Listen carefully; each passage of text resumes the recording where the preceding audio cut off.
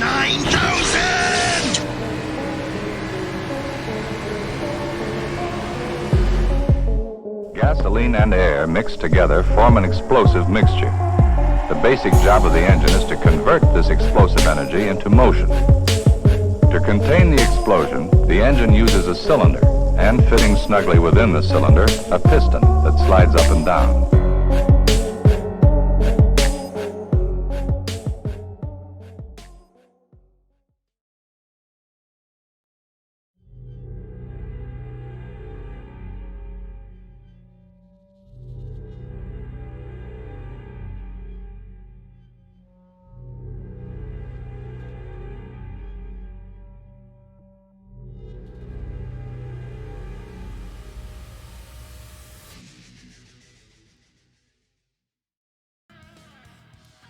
Good evening and welcome to the ISRC Pro Circuit Race sponsored by Big Evil Designs. Tonight is Talladega race number 3, so it's going to be a heavy one for you guys. If no one's ever seen these guys race a super speedway, they do really well. These guys will go door to door, they'll drop off, they'll handle it. Super speedways for these super speedways for the ISRC League is it's pretty awesome to watch, and these guys usually put on a great show. In the booth with me tonight, I'm actually going to have a guest commentator. That's going to be Kenneth. You want to say hi, Kenneth? Hey, it's great to be here. Super fun race we're gonna have here at Talladega. I'm excited. I'm super excited. Yeah. So let's go ahead and get into the information, the nitty gritty, and then we'll go from there. So tonight's race is hosted by Andrew Combs. Death by Moose Media is the Whew, just caught myself there. Death by Moose Media is going to be the channel that's broadcasted on. And tonight's commentators will be me, Randall Alvarez, and once again, Nathan Bueno. Or, not Nathan, sorry. Kenneth Bueno. See, we all make mistakes. All right, so tonight's format, once again, track is going to be Talladega. The cars we will be racing will be Cup cars. Qualifying is 5 minutes. Feature lap is 60 laps, and we're going to be doing a comp caution or stage at lap 30, and then another one going on from there is what it should be. Let's go ahead and get back to the live scene. So before the race, we actually ran some laps together, both me and Kenneth, just to kind of get a feel for it, see how these Cup cars are driving now. iRacing has been making a lot of changes and updates, changing some of the some of the models in the sense of like how the cars, break up in the sense of if they get into an accident and stuff like that. But that sometimes messes with aerodynamics when they redo the car models and also change some of the tires. But luckily it's a super speedway. That's, technically an easy track to drive when you're by yourself because you have a lot of room. You can just keep going. But when you go side by side with someone, then it becomes a little hairier. But, we had a pretty good time, right? Yeah, I mean, these cars, especially these Cup cars that they have the high downforce package, now that they've added recently, these cars they handle pretty well at tracks like Talladega, but like the draft is just enormous. You can catch up to anybody within a couple seconds. The runs you can get from the back, especially if you have help behind you, is even greater. So I think with this package plus this track, it's going to be insane.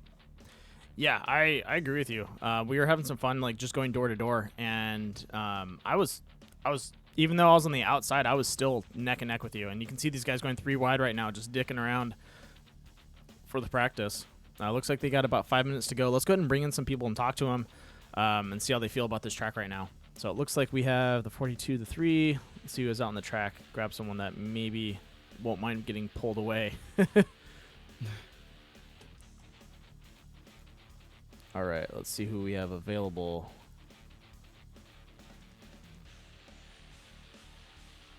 And he's not out on the track just yet. Let's go ahead and bring in Jaden Kurtaki, or Kurtasi. Move him over to the waiting room. Hey, Jaden, this is Booth. Copy? Yeah, I gotcha. Hey, man, just pulling you in for a quick little interview. So I know you guys are running some different paint schemes tonight. Looks like a couple guys are. It looks like everyone's running a little bit different paint schemes. Not really the paint schemes that they came out with their teams. Do you want to tell us about your paint schemes? So tonight we're running awareness cars.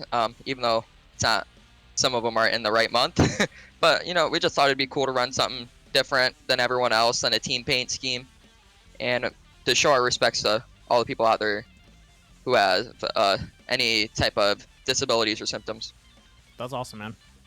hmm So, are you guys going to be fielding a full four on your team tonight, or is it just going to be 2 of you guys? I believe it is going to be a full 4 of us again tonight. I know we got me, Jimmy, Braxton, and Andre. We got some allies working with us tonight as well, so we'll see how this works out.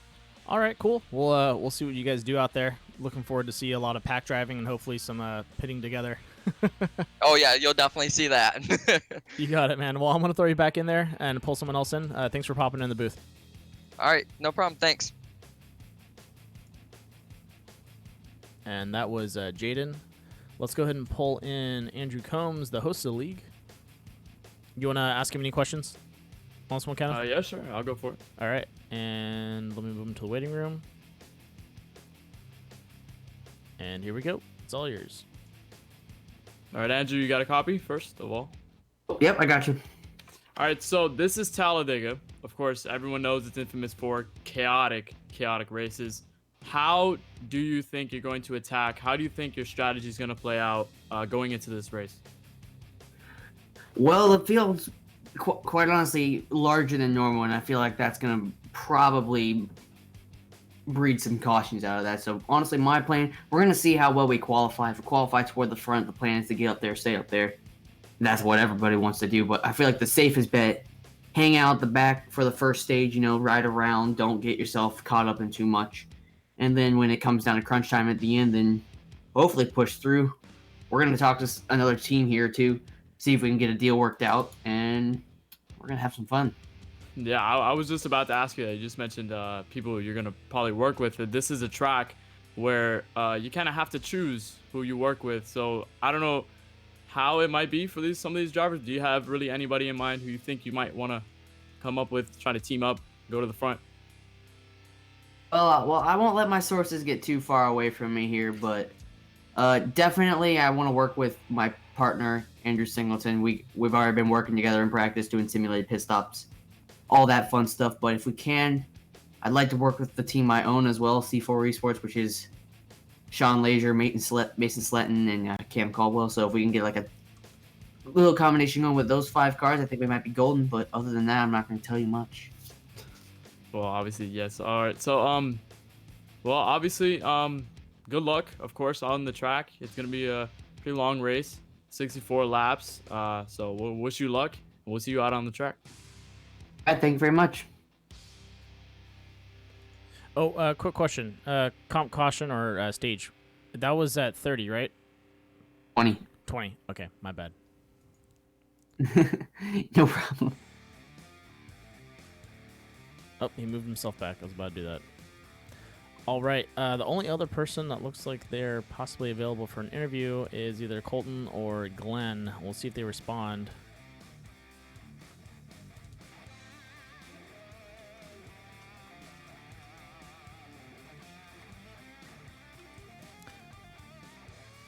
Yeah, I don't think they'll have too hard of a time, honestly. The super speedways, even though they do breed some cautions, these guys do a good job kind of giving space or dropping down and to breathe and rotating themselves back in. So I think we should be okay.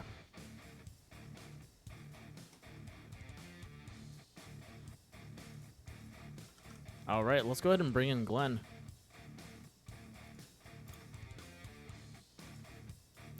Hey, Glenn, this is Boot the Copy. Yes, sir, I got you.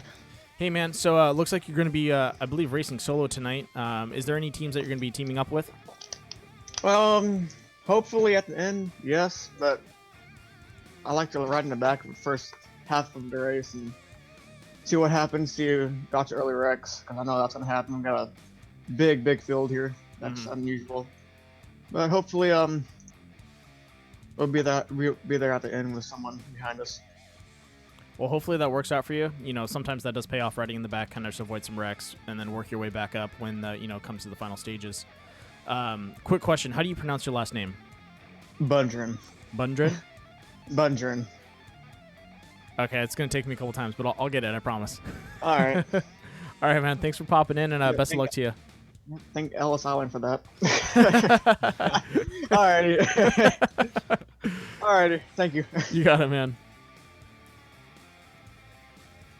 Oops. There we go. All right, there you have it. Now we got qualifying going on. Looks like they're on their 5-minute qual.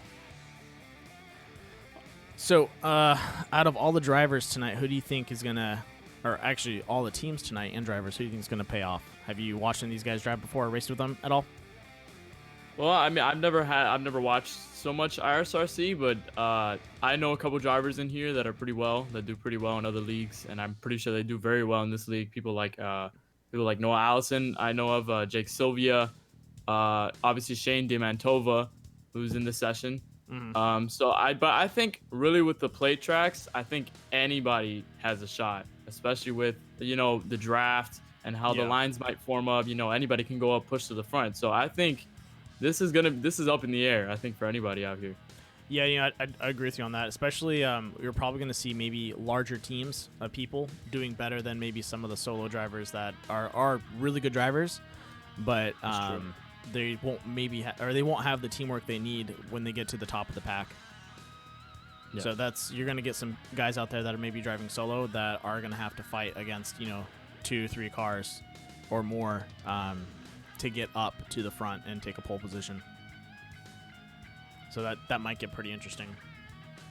Yeah, for sure. I mean, this track is all about working together. You can qualify. Of course, you qualify by yourself, but in the race, you have you, and there's all the other drivers out there. So you got to find out who you work with the right way, and who you don't work with the right way, and who you can trust. Going in the draft. Yeah. Well, while we have 2 minutes on the clock, or a little more than 2 minutes, let's do a little bit of promoting. So right after this race in ISRC, we'll be jumping over to the Core Racing Series, which is going to be going live at 6 p.m.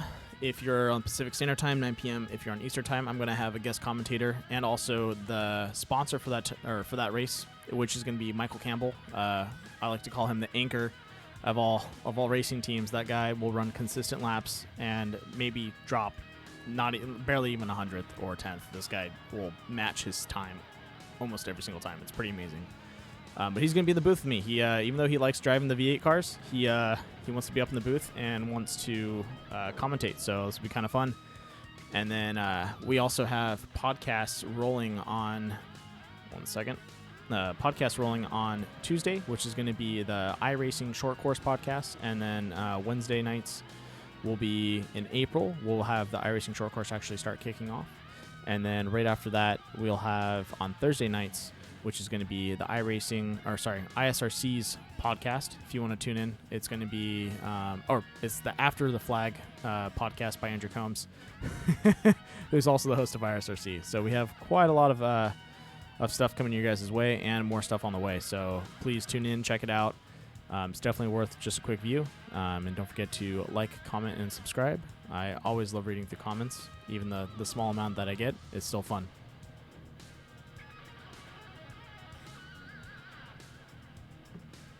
All right, looks like we're almost done.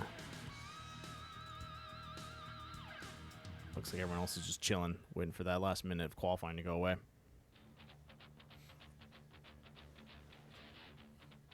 Yeah, I think a lot of these drivers with their strategy, they might want to stay in the back, especially in the beginning of the race, just in case anything happens. So that's probably why they're kind of laying back for this qualifying session.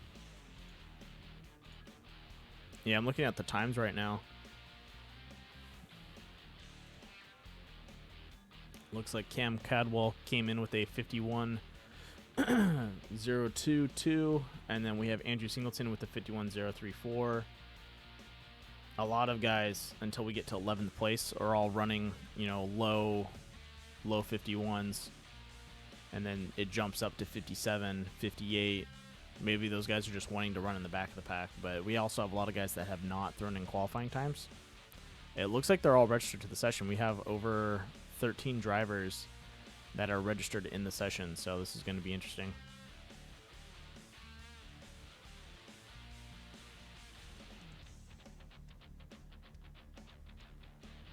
I'm pretty curious to see how many people we have actually come onto the track. All right, gridding has begun. And I'm showing 24 drivers or more. Showing 26, I believe. Oh, 20, 25. 25, yeah, because you're in there. All right, looks like everyone's paint schemes are loading up.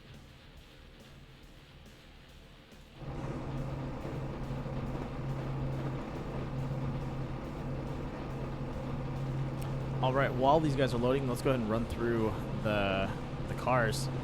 Can you let me know when they hit to turn 3? Yeah, of course. Okay, cool. So, taking it from the top, we have Caldwell in the number 12 and in the pits news. That's a pretty cool paint scheme right there. Andrew Singleton usually runs his all black number 22. Can't get a picture of him at the moment. We then have Jake Sylvia in the number 78. Looks like VSM Racing Sports. We also have Sean Leisure in the green and black GG bracelets. Also racing for C4 Motorsports.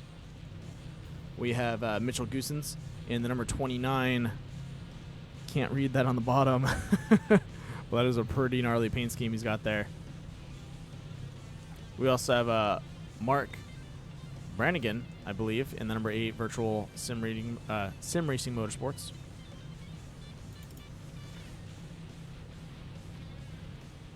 We have Colby Wells in the number 16 Mobile 1.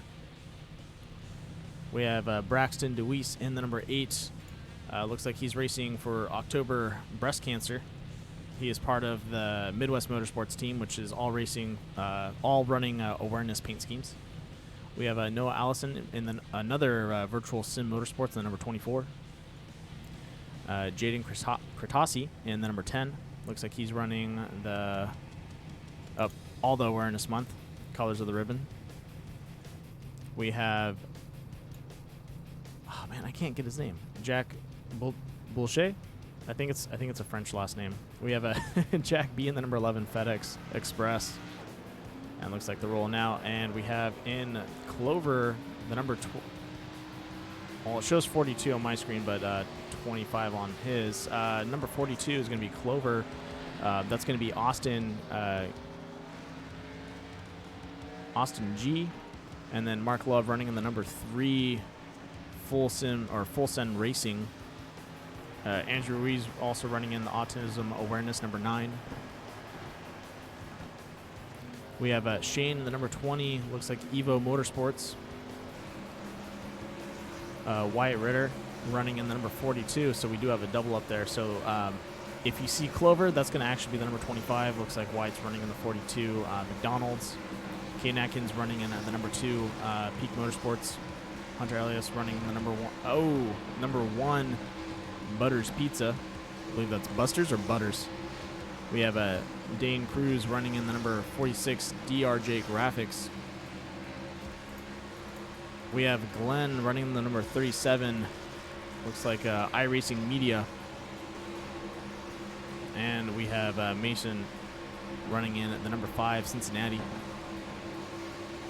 Colton Knights and number 4. Are they on turn 3? Yes, sir. They are. All right. Jimmy running in the number 9, too. And then jumping over to Andrew Combs running in the 96 all the way in the back. Let's get ready for them to go to the green flag. So that is our field tonight. So that is a really, really big field. So we'll see how it all goes. It's all starts here. Oh, yeah.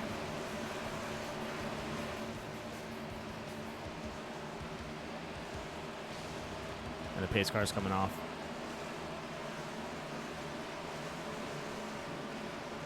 Tension's high in the air. Some of the guys need to pack up real fast.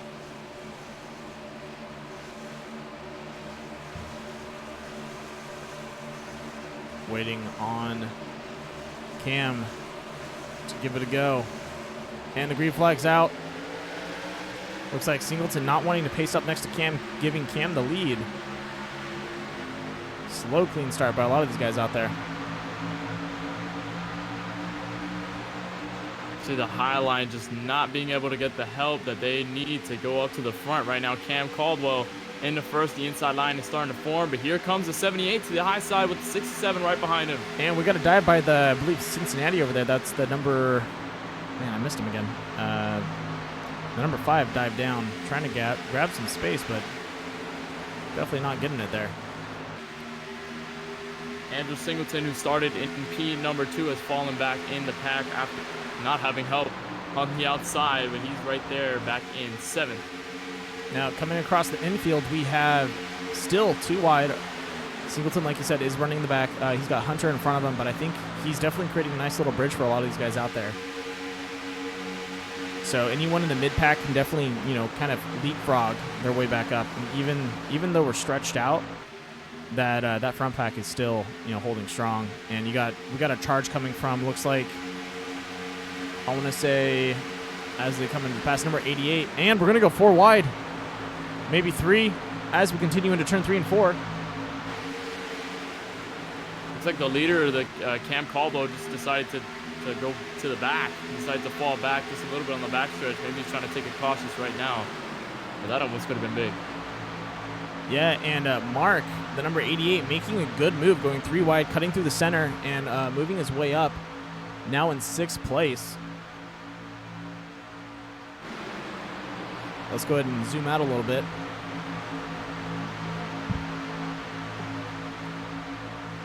And it looks like Jake Sylvia taking it away. Look at that. And right behind him, Sean Leisure.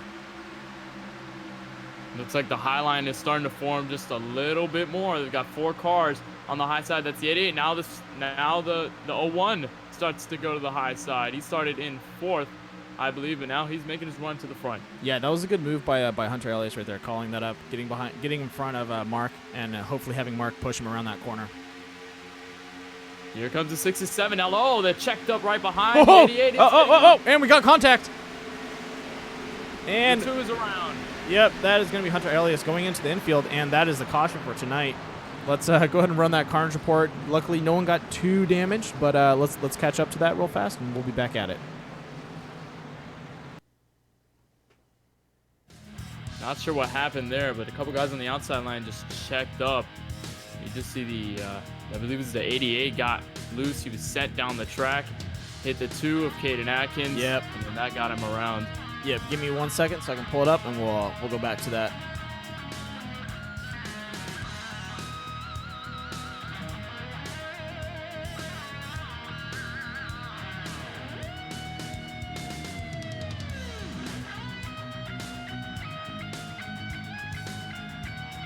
All right, here we go.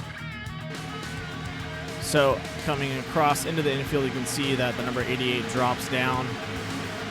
Doors, the number 2, catches rear bumper, kind of keeps him turning. Looks like a good move on Singleton, diving down, getting himself back in there. But that's just going to go ahead and throw the number 2 back into the fray there.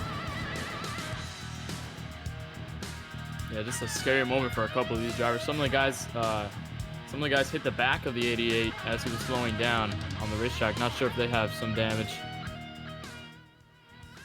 But yeah, the 24, Noah Allison, is one of those guys. He has some hard front-end damage. Not sure how that's going to affect the rest of his race going forward if he's able to repair it. Yeah, it's going to be tough. Looks like we got quite a bit of guys dropping in the pits. Hopefully he's able to get that repaired. Might be a little too soon throwing in a quick repair. He might be better off just kind of going in, doing whatever, you know, if it's a minute, go ahead and sitting and doing that. If not, just going back out, running a couple laps, waiting for the stage to clear, the first stage, and then doing a quick repair there, just kind of riding it out. Nope, looks like he's going to go ahead and use his fast repair. So he's rolling out a new car, new front end, and he's good to go. Looks like a couple drivers stayed out. That was Andrew Combs. Yeah, Andrew Combs and Colton Lights.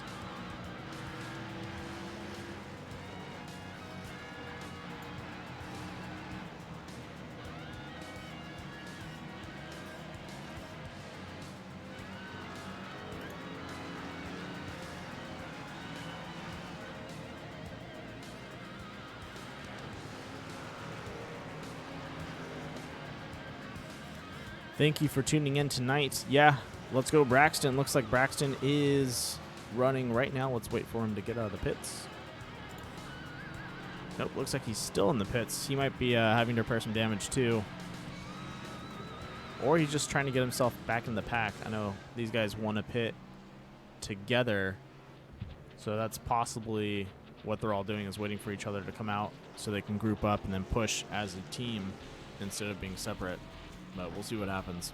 He might also have quite a bit of damage. There we go. Looks like Midwest Motorsports is rolling out. Looks like Also, Hunter. a thing. Go Sorry. ahead.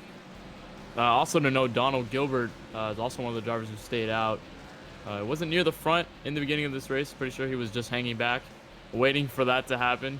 So now he's stayed out. He's going to restart in third. You know, Donald Gilbert, I didn't go over him. He must have been just entering in right when I was going through the field. Donald Gilbert running in the number 28. We actually have some new drivers that I haven't seen out on the track since what's going around in the world, people being sick.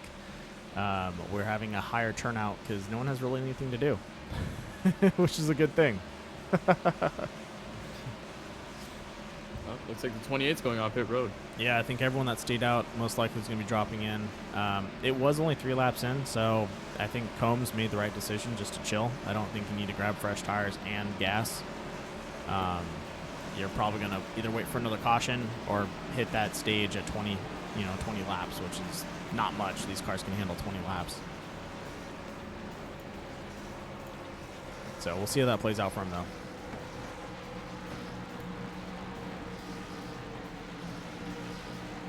But luckily, we still have a full field of 25. No full damage to take anyone else out of the race.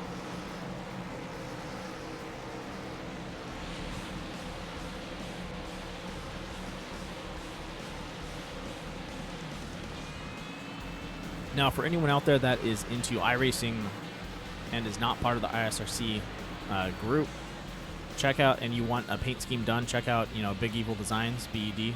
They do wraps for the iRacing cars, so check it out.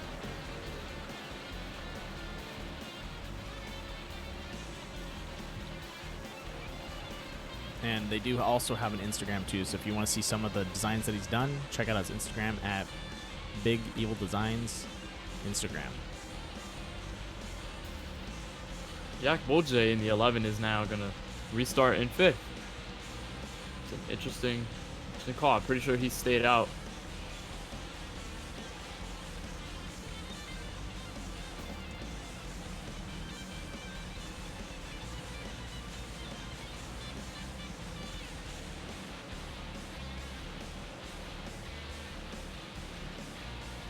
All right, so pace car still has its lights on, which means we have about one more lap to go.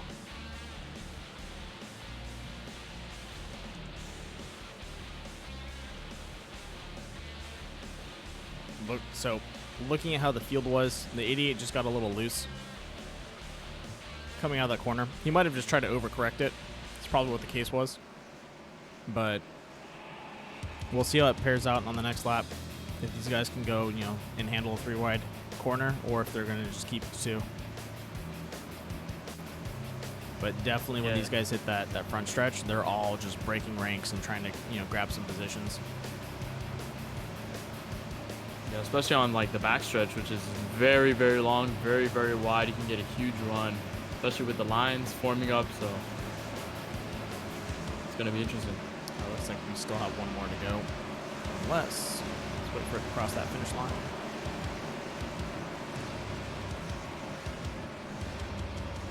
And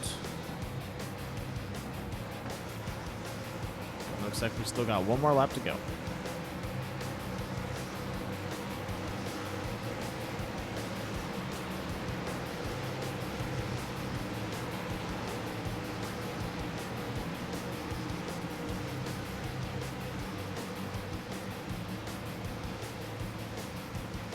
Now, if you had to pick a racer out here to win, who would it be? I think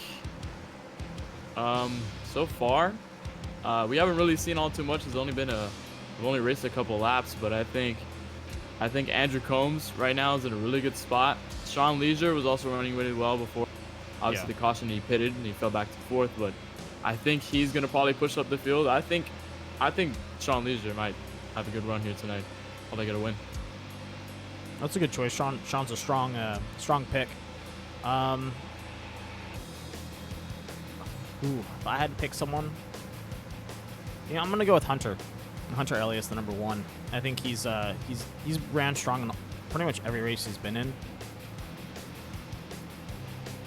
and I think he's gonna do well in this race too.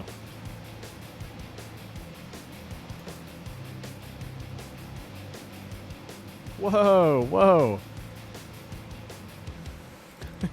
What do you mean the 42 is garbage? We have 2 42s out there. Be a little more descriptive with your criticism there, dude.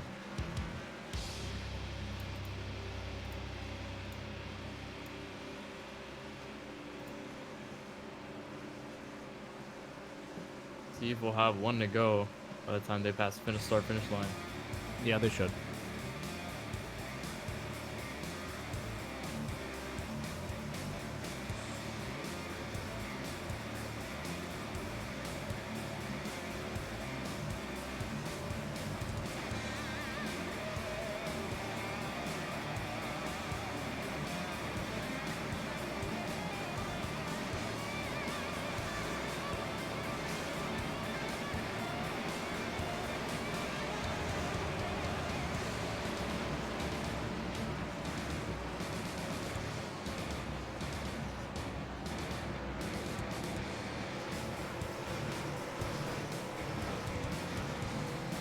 All right, looks like we got 1 to go this time by. Yeah, it looks like we got a brake check out on the number 4.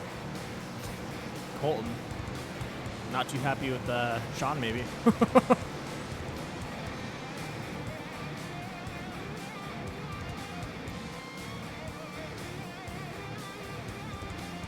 All right, Pack should be straightening himself out, getting ready for that green flag run.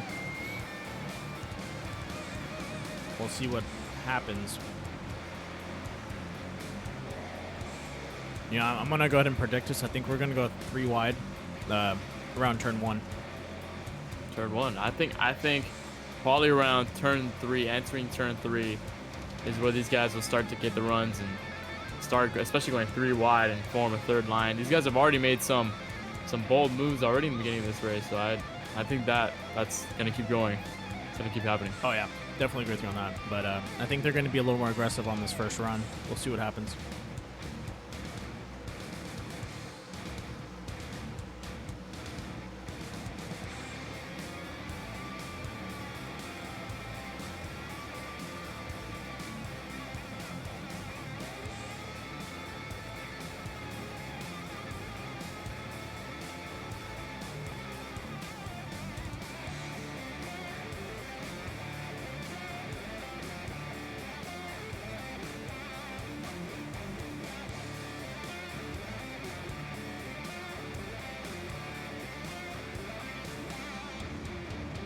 Looks like we have some net coating from number 4. That could get a little hairy. All right, well, the pace car will come off. Field will gather together. We're going to go green very, very soon.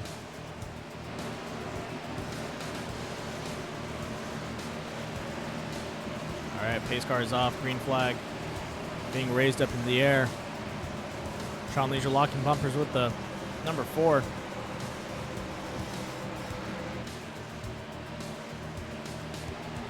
And the green flag's been dropped. Here we go. And look at that. I believe I just called 3 wide. Looks like someone just dropped off down below. Looks like the number 28. Yeah, way better start from the outside line this time around. 4 and 6, 7 of Leisure got a good run. They're 2 cars right now. They're managing themselves against about 6 cars on the inside line down the back straightaway. Yeah, and it looks like we have a 2 wide moment with, I want to say, where'd they go? Looks like the VSM guys were all going wide right there. Let's see if we can catch these guys around turn 3 and 4. There we go, the number 88 getting pushed by the 78. That is a nice center push. Looks like they're going to go and isolate the, Jaden up top. Yep, team cars already getting together early in this running. Oh, yeah. And they are still all going for it. Look at that. As these guys spread out and pack up. That's the power of the tandem. And I want to say the Midwest Motorsport guys, they're all, looks like they're just hanging out. So we have Braxton and Noah Andreas working together, and then I think we're probably going to see Jaden in the back. Looks like he's lifting off. I think he's trying to catch up to Jimmy. Yeah, so these guys are hooking up, trying to get ready to go together. But back to the front end mid-pack, looks like we might see a three-wide moment with the 37, 28, and Andrew Singleton in the 22 as they come into the front straight. Yeah, near the back, we've got a couple guys running in a line. That's Noah Allison in the 24, the 5 of Mason Sledden. There's the 12, your pole sitter. Now going to the outside of Caden Atkins in the 2. We're going to try to form some lines in the back. Yeah, that second pack is building up real fast.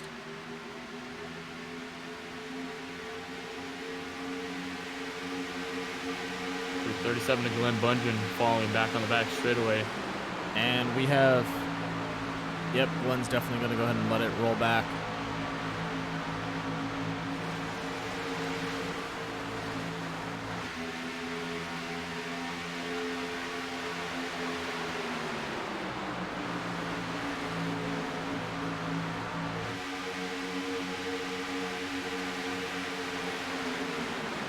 There's the outside line forming a little bit more. There's the 67, the 11, the 16, but right behind them, yeah, the 29, the Mitchell Goosens.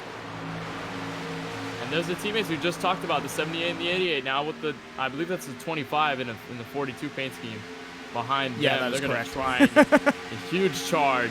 Yeah, look at them go. Now it looks like they're going to get, looks like Mitchell has them kind of pinched up on the high side, and also Sean and the number 4 are kind of closing that top gap. But whoa, number 16 waving up high, but I think he's just trying to prevent the 78 and 88 from really getting around them. 3 wide down the front straightaway. What an intense race this has already been. The 11 already scorching up to the lead. The 67 of Sean Leisure still not trying to back down. No, he's playing some good defense up there. Yeah, they're throwing some big blocks right now. Here's the 3rd line on the outside with the 4.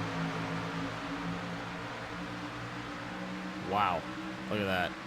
Now the 16 needs to be careful because that 4 is right on the corner of his bumper. As we come into turn 3 and 4.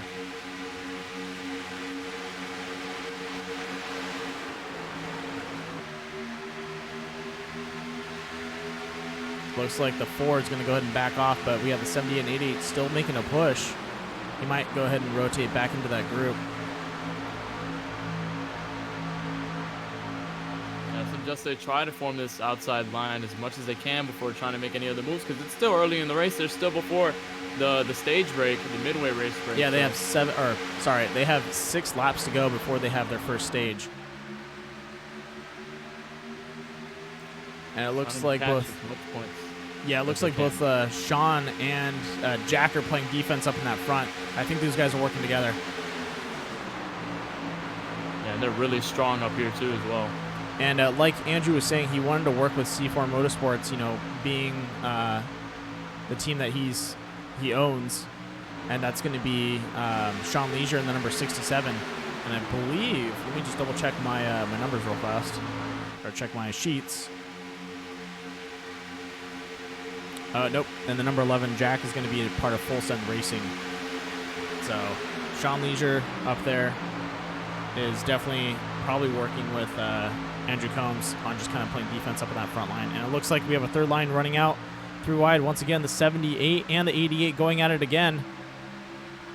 Damn, Daniel with those white shoes. Look at him go. Oh, no, there's a 22. Oh, yep, and a just 4. saw that. Oh, and the caution is out 5 laps before, so that's going to give us 2 laps into 2 laps into stage 1. Let's go ahead and roll that replay, and we'll be back at it. And some hard damage for the 4 of Colin Lights, who's having a pretty good run before all of this happened. Yeah, that is a bummer.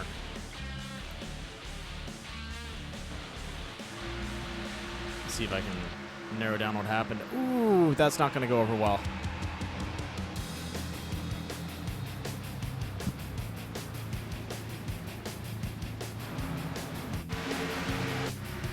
All right, so I have the incident. Just give me 1 second, and here we go. So we're going live with it right now. Watch the 22 and the number 4. It looked like, to me, like the number 4 came down on the 22 and just turned him. I don't think it was on accident. I think he was just coming off that corner a little too hot and just caught his inside, and that turned him sideways. Luckily, oh no, it looks like he might have more damage than that because he's riding into that wall. That is a bummer. But it looks like Singleton's still alive. I don't know what happened to the 4, but definitely something's wrong with this car. And that is going to be our carnage report for tonight. Yeah, for sure. Looks like the 4. I mean, in the air, especially with the air surrounding all these cars and the dirty air behind, especially the 4 at that point. I'm pretty sure the air just kind of snapped him around coming off of turn 3. Maybe added a little bit too much wheel. Maybe the air just pushed him in and then just slid him into the 22. Yeah, or he just came out of that corner hot, thought he was clear on the left side, and decided to swing in, just not expecting it. Yeah, that might have been true. That might have happened as well. Yeah. So for anyone out there that's never been on a sim racing rig or has never sim raced before, there's about 3 different types of like setups that people usually run. The most affordable setup is a single monitor setup, but the issue with that is you don't have your peripherals. You actually have to use buttons to look right and left on your steering wheel. They usually have them hotkeyed. So it is a little harder to judge spacing when you're going side by side with someone. You have to pay attention to your mirrors and kind of maybe keep them in your mirror just a little bit, or hopefully you catch a little bit of them in your screen to kind of judge spacing. And then there's also the 3 monitor setup, which is very helpful. You can definitely see your window sides and kind of have a better peripheral view, so you can judge spacing and get real close to someone. And then the most expensive, which at least what I would think would be the most expensive, would be a VR setup, where these guys actually have a VR headset on and they're able to look left, right, up, down, and have the depth perception they need to even judge that distance better. Only downside to that is if you get into an accident, you're going to get dizzy. Especially like tracks like Talladega, huge banking. Oh, yeah. 200 miles per hour. That's a nightmare. Yeah, you're going to feel that.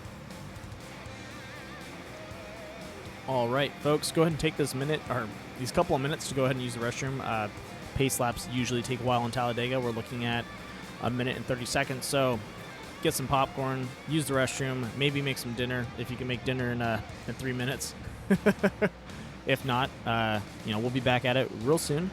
These guys are just going to have to pace around for a couple times. But go ahead and take this moment to do what you got to do and come back with us in a couple minutes.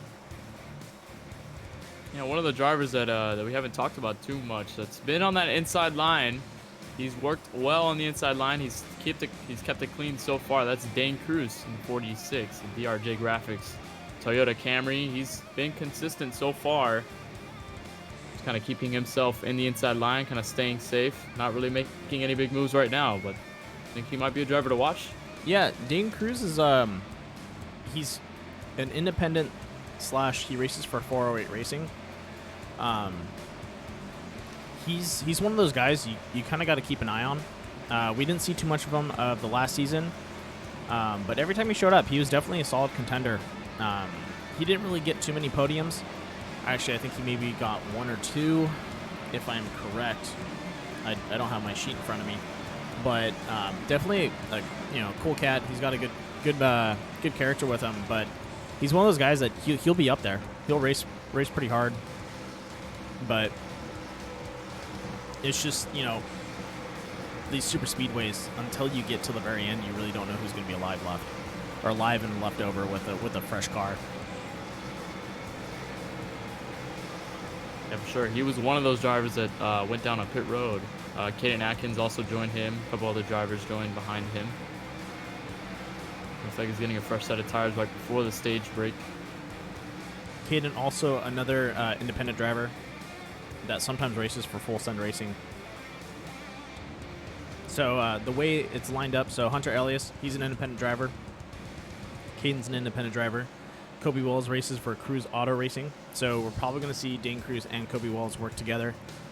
Braxton DeWeese and Jimmy Gawker are Midwest Motorsports.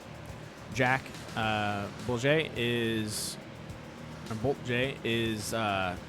Full Send Racing. Looks like Bridger Olson is C4 Motorsports, but he was a substitute at the time, and I don't think Bridger is in here tonight. Nope, that is correct. We have Shane. He's going to be Cruise Auto Racing, so we're going to see him work together probably with Cruise out there. Andrew Singleton is a Diamond Motorsports. Mitchell Goosens is also an independent, but he might be racing with someone tonight. We'll see how that goes.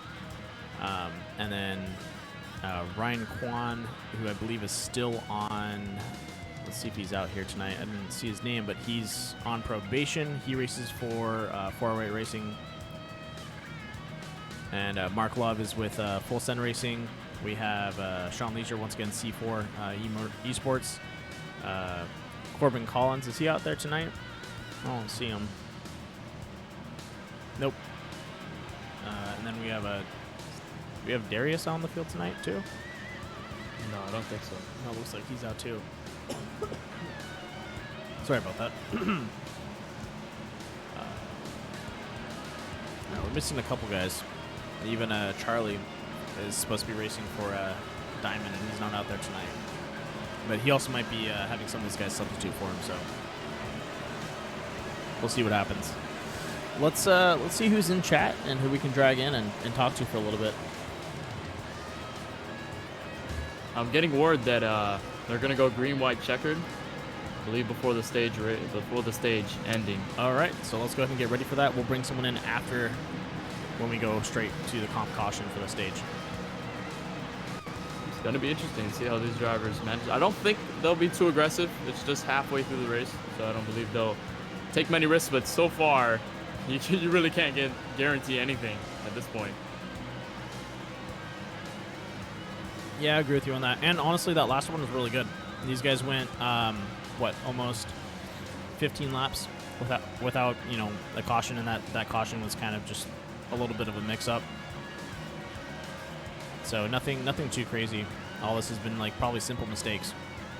Yeah, but so far really clean racing. Even when they're 3 wide, they are just spread out. They're running very clean. Other than obviously some of the cautions, the two cautions we've had. Something also to note: the 78 and the 88 are lining up on the outside and inside row, so they might be broken up a little bit.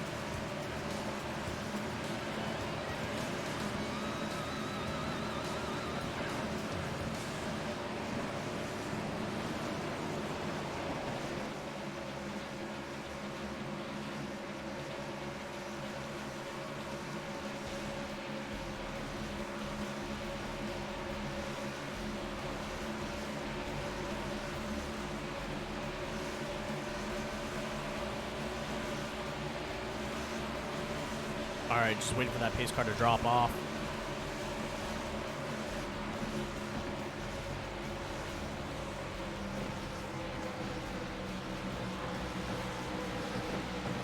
All right, race car is off.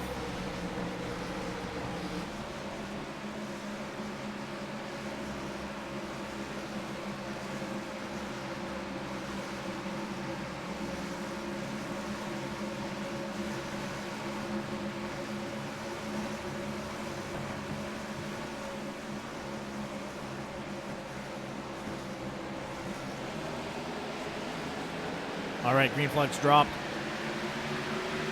Oh, big run by the 78 and the 67 of Sean Leisure. They're gonna go straight out rocket in front of the 11 and the 16. Huge run. And look at them single out like that. These guys are just going to try and catch them. Looks like they stay single file. No, here comes the 11 and the 16 down in the outside. Oh, playing some defense. Look at that. Unless he's hooking up the 11 and trying to isolate the 78. Oh. No, he's playing defense. Uh-oh. Went 3 wide there for a second. Yeah, 11 getting the lead around him. These guys are going to get real close to each other. Looks like the 16 going to give the 11 a push. Can he get him through the corner?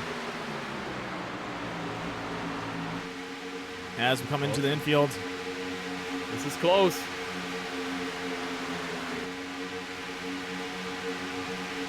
Oh. And there we go. That's going to go ahead and do it for the first stage. Sean Leisure able to pull away that first that P1 with the help of the 78 pushing him. Wow. Those guys are neck and neck. Yeah, they're still going. Look at the outside line forming up now. Hunter Ellis behind them. He might go to the low line. We'll see if it. Oh, and we got no! contact. The number 11 losing it. Hard in the wall, Sean. And that's going to Leisure. scoop the field. Look at it go. That is not good. Oh wow. Oh yeah. That's gonna do some damage out there.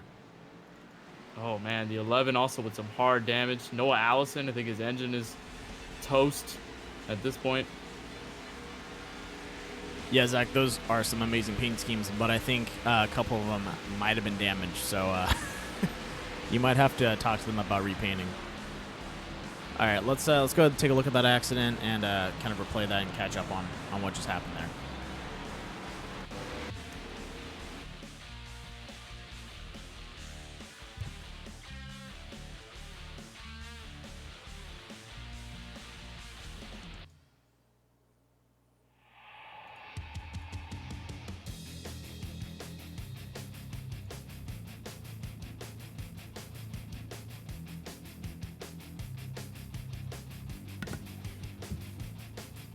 Oh, that's not good. I just saw what happened. Oh boy. All right, Yeah, I'm so not sure whether that was a push, but it was a mistake. So if you're watching the number 16 and 11, you'll see it happen. The 11 comes back down, and the 16 catches his bumper while he's kind of swinging a little bit. I don't think it was on purpose. That was just a driver error. Oh, that scoops up a lot of the field. So let's go ahead and do it from an in-cockpit view of the number 16, and you guys will be able to see it a little bit better.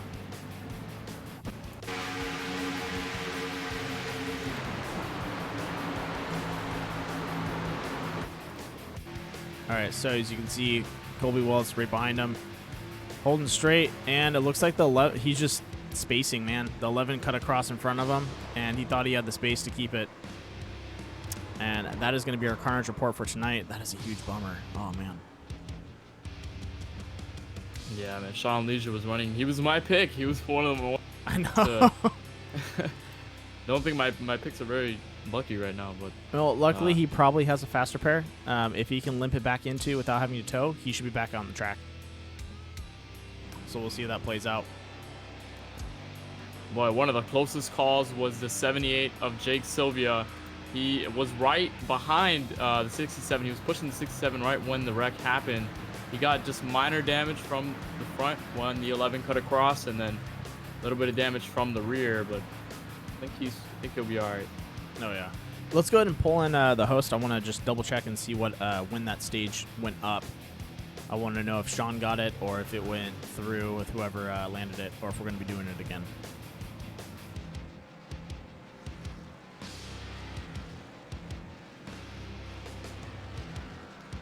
Hey, Andrew, this is Booth. You copy? Yeah, I got you. Hey, just wanted to touch up. So I heard that you guys are doing a green-white checkered for that stage. Was it at the end or of lap 20 with Sean Leisure up in the front taking the first stage points, or was it supposed to be after the accident? It was the top 5 at the end of the caution. So. Okay. End of this caution that just happened? So yeah, the order that it should have been was the 78 Jake Silva taking the win, 16, then myself, and 25 and the 22. That's your stage order. Got it. All right, thanks, man. No problem. The positions got all screwed up because of how people crossed the line, getting away from the wreck and all that. So. Yeah. I just want to make sure. That's why I brought you in. Yep. I'm going to move you back. Thanks again. Yep, no problem. All right, there you have it. So it was the number 78, Jake Sylvia, taking it away. What a good run. You got lucky there. Yeah, he was really close. Yeah.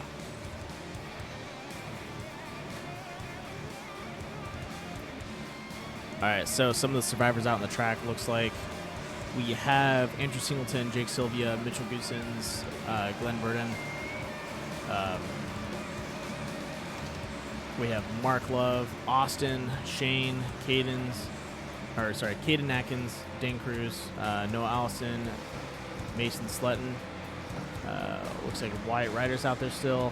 Kobe Wells, Jack, Andrew Ruiz, Jaden Cortasi, Braxton DeWeese, Jimmy Gawker, Andrew Combs, Hunter Elias, and then Colton Lights. And looks like Sean Leisure is out on the track with a new car. There we go.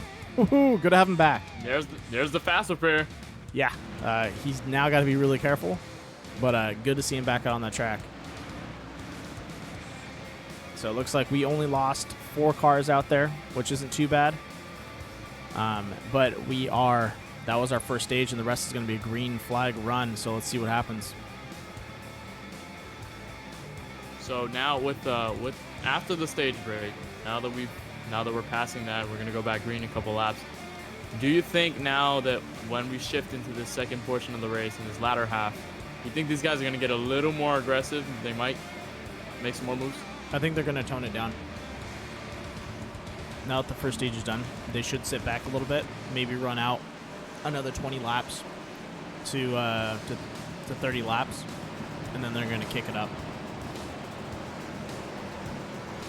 Well, we'll see what happens. So far, the field has shuffled a couple of times already. That is correct. So I can only predict what I think is going to happen, but these guys are the ones that make the choices out in the field.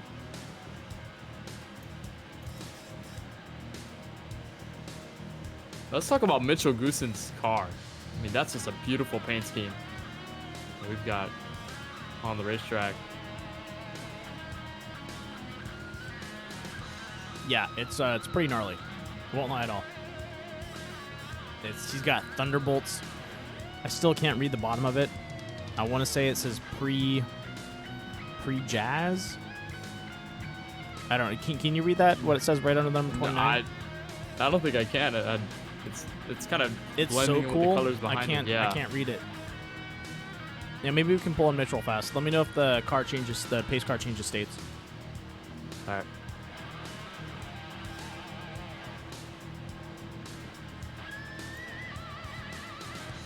Mitchell, if you're listening to the broadcast, come on, man. Pop in general. Yeah, the pace car lights are off, so we'll go one more lap. This is we'll go on a restart when they come back to the line.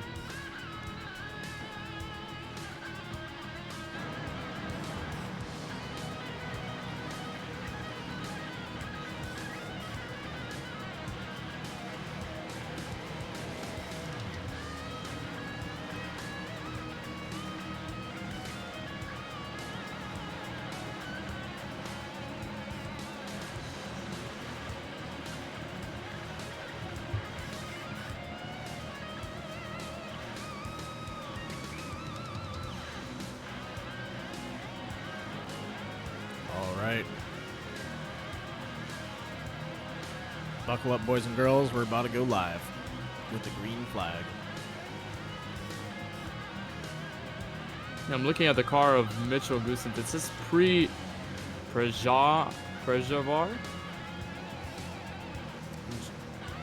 I'm not sure. It's good that those last 3 letters are like the hardest ones. We're gonna have to ask him. Hopefully he gets a podium and we're able to talk to him, and then definitely ask him exactly what's going on with his car and that beautiful paint scheme. I also really like the autism awareness one, the number 9. That one's pretty sick. Let's go ahead and jump over to him real fast.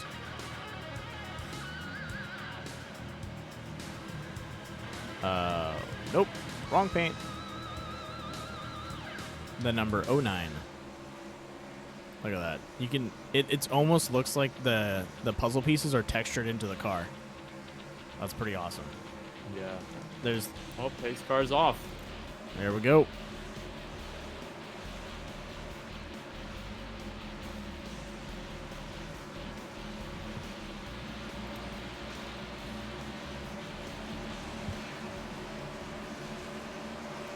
All right, just waiting on Singleton to step on it.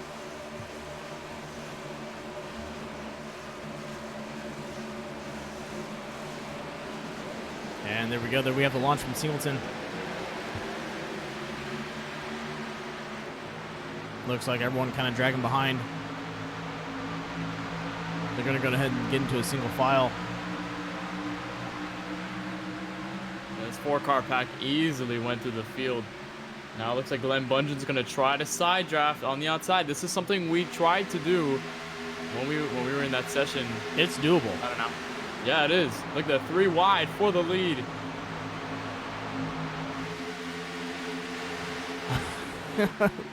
Oh my gosh, look at that.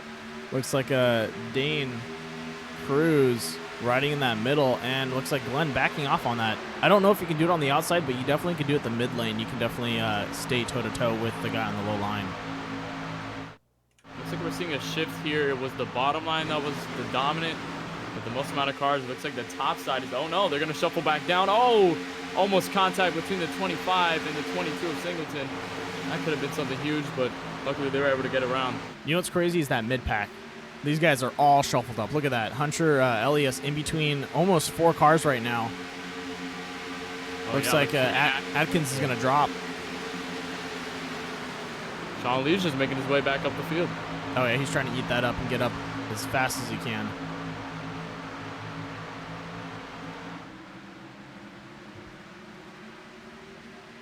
And Dane Cruz up in front with the number 78. Oh, and we have someone swinging out. That's going to be the number 25, not really the 42. That's going to be Austin.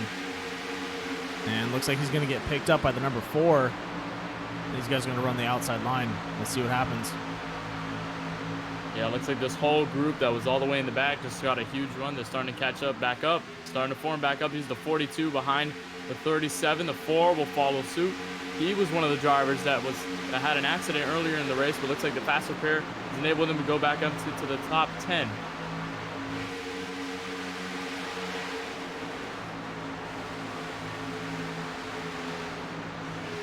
Boy, a good run from Glenn Bungeon here. Now he's going to try and fight for the lead coming off of turn number 4.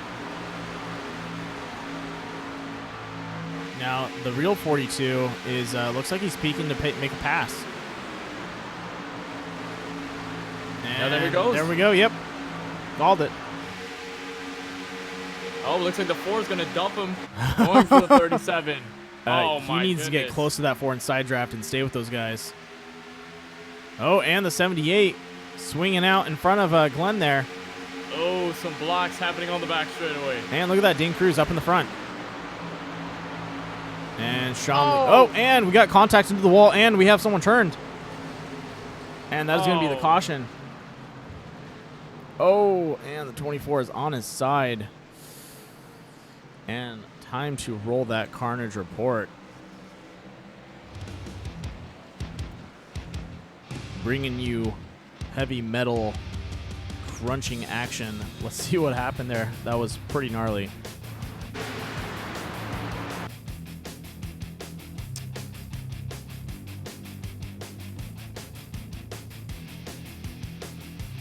Now, I want to say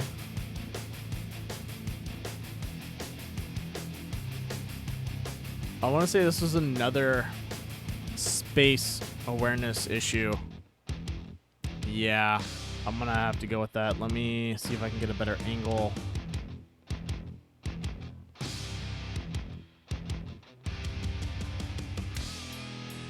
That's a tough one to call.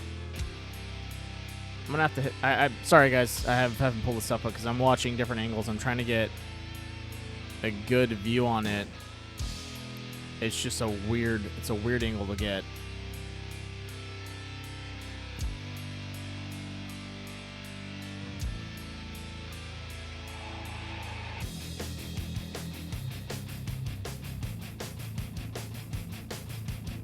Okay, I got it. There we go.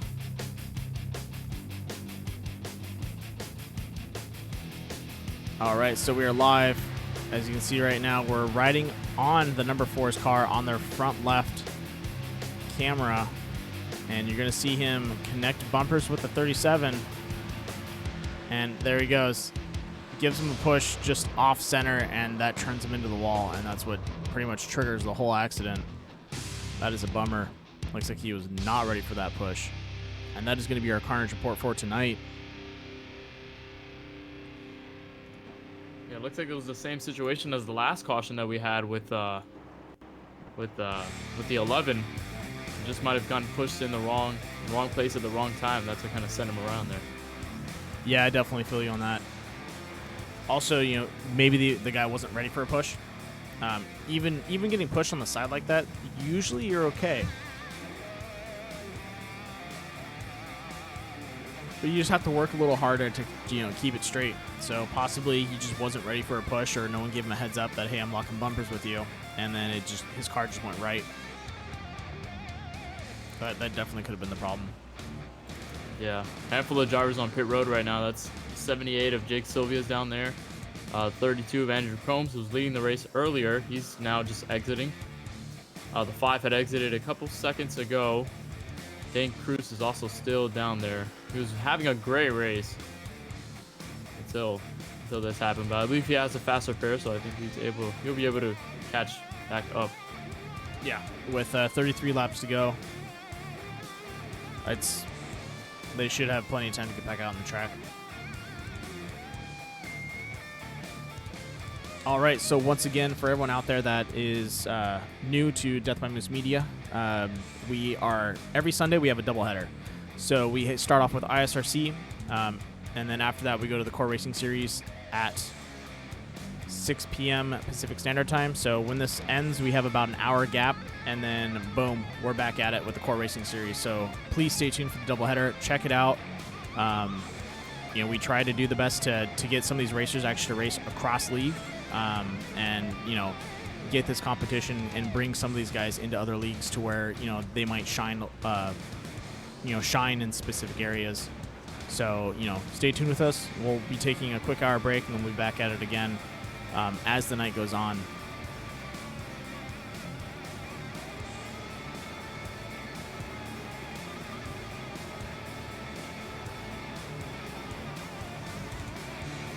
Looks like the 24 is going to try and stay out there. Now that Noah Allison does not have a front bumper, he doesn't have to worry about overheating.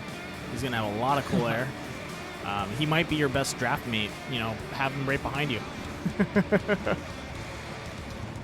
Open hood, open opportunities. Exactly. Always keep yourself open for. I can't continue the puns. So Wyatt Ritter, who in the 42 now, he was up there. He got by the wreck. He'll be starting second. Caden Atkins, who was victim of one of the first cautions, he spun out early in the race for the first caution. He is now in fourth. So a lot of comebacks from these guys. Andrew Combs is also up in the field as well. The 22 of Andrew Singleton going to start third.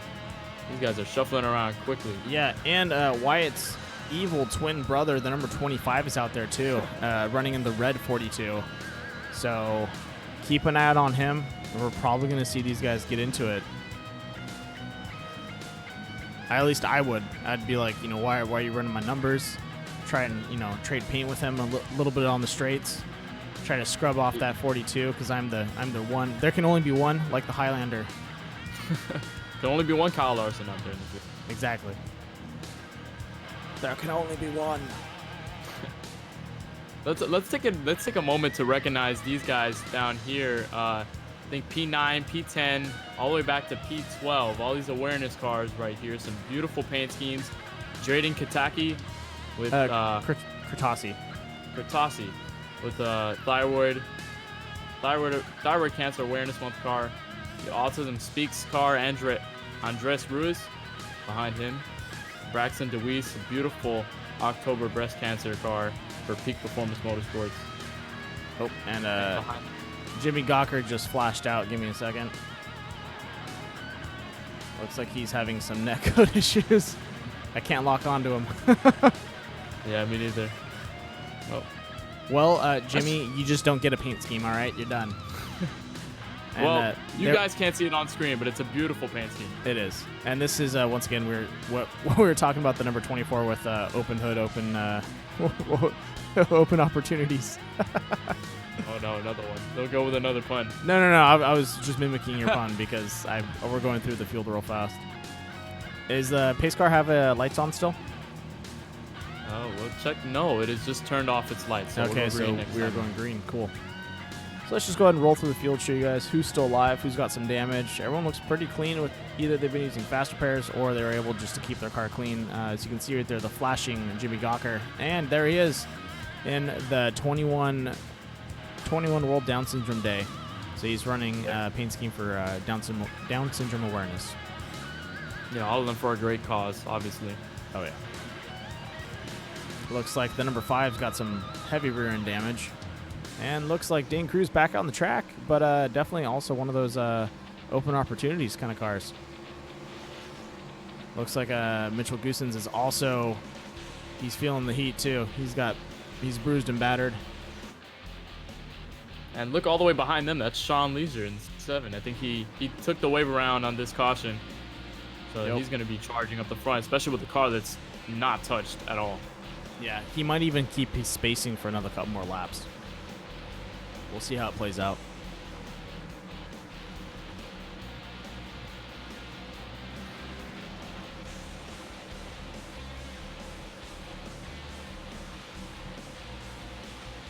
All right, just waiting for the pace car to finish turn 3 and turn 4 and then drop off, and we'll be back at it.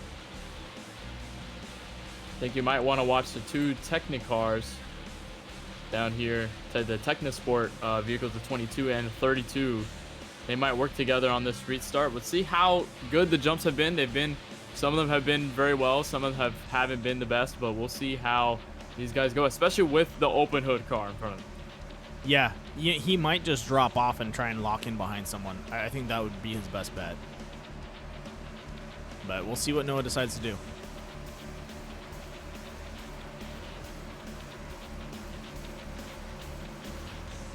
All right, pace car is dropping off into the pits. And I believe Noah is the one that's got the decision to make. And he's going to step on it early. Look at him go. Looks like Andrew Combs not hitting the throttle. Look at that. He's definitely falling behind the ball.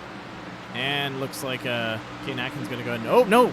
Take that back. He was going to go down. And he's going to go ahead and push the 78 up high. That is not good, but it looks like Jake's going to ride it. Look at him go.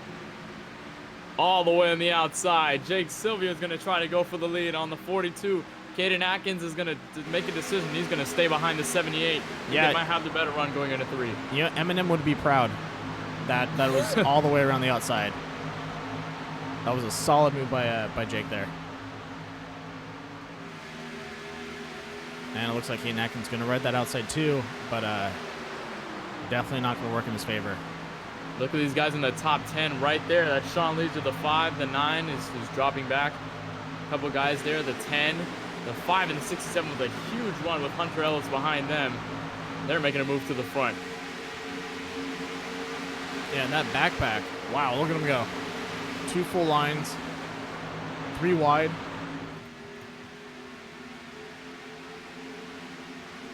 Looks like all the awareness Mustangs are sticking together right now. That's definitely what it looks like.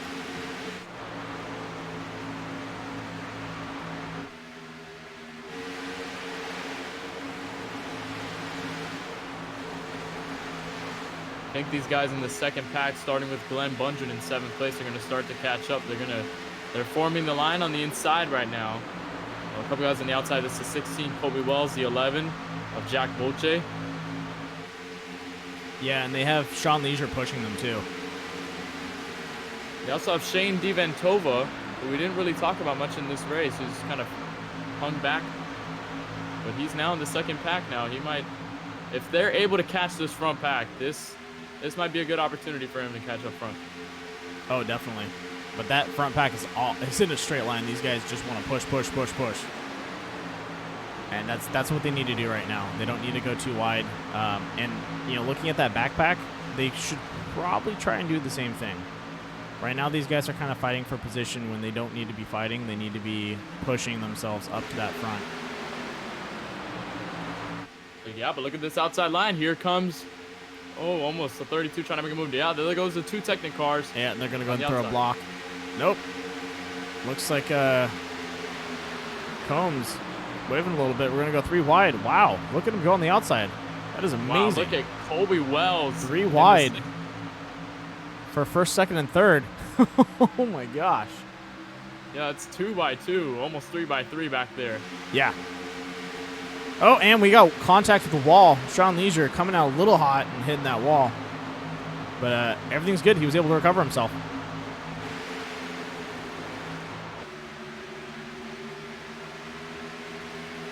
Boy, it is hard to check out who's coming out front because a lot of these guys keep shuffling positions. Wow. Yeah, and it looks like Sean Leisure is dropping back. Looks like he lost eight positions. And everyone's back to normal in a straight line, trying to just push.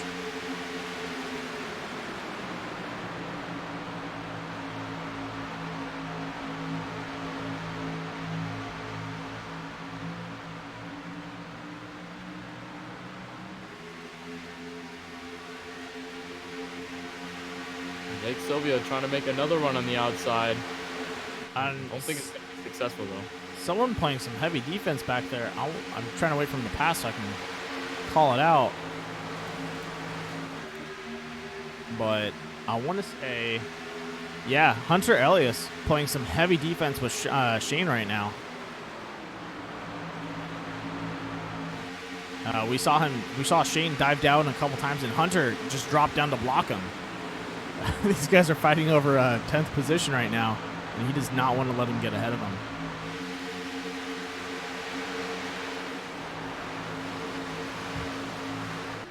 I think their best bet is to try and work together. They're kind of isolated from this front pack just a little bit. They're catching up just slightly, but watch, behind that, Shane's going to do it again, I think. Nope, he's not going to swing it this time. Oh, there he goes. Looks like both of them were able to get to where they wanted to go. Let's go ahead and jump in the cockpit of Andrew Combs. Andrew Combs running in second place right behind Andrew Singleton. Looking in his rearview mirror, he's got a lot of buddies that want to take his place.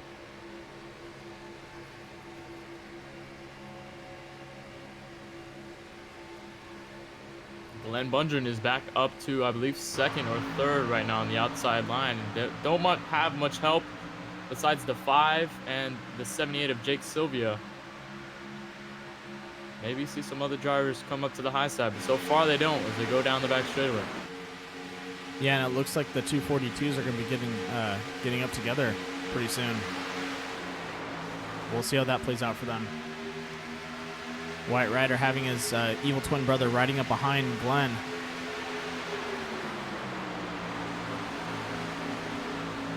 And also Kobe Wells locking into that pack. Oh! Wow, what a move by the 42 to go down there. That was a dive.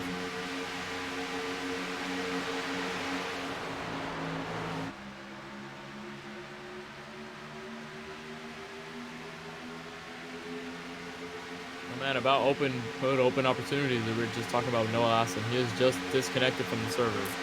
He must have had way too much engine trouble because I did see him drop off. Yeah. That's a bummer. Sorry to see that, Noah. You had a pretty good run out there.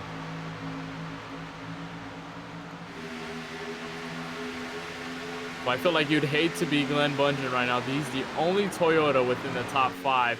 It is just Chevy on the inside, Chevy behind him, and just all Chevy right around him. Yeah. It's a Chevy day.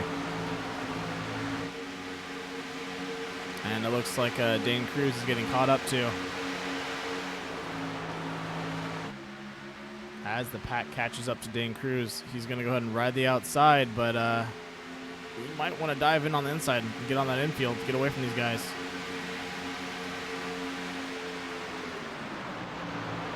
But we'll see what happens. Looks like they're able to get past him.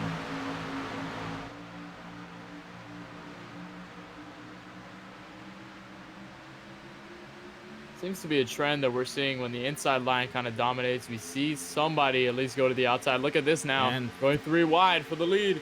And he's going to try and keep that push. I don't know if he's going to be able to maintain it. That inside line's pretty strong.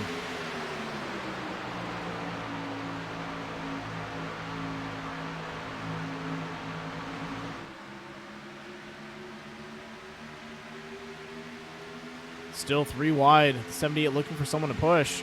Looks like he's locked behind Glenn now. And the 42 losing a buddy. He's going to have to drop behind. Oh my goodness, risky move by the 78. He's trying to he's making some bold moves right now. Yeah, there goes Jake Sylvia.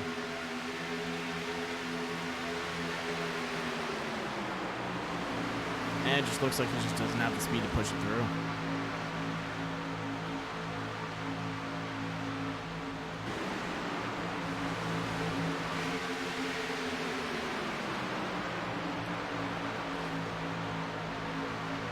All right, we're at 20 laps to go. The last 20 are going to start picking up pace. These guys are going to get a little more aggressive.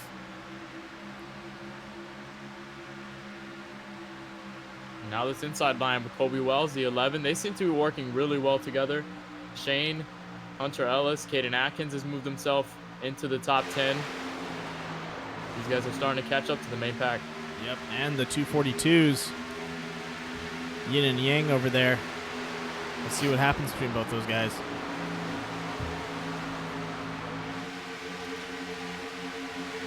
I think it'll just be a dream scenario if he comes up front.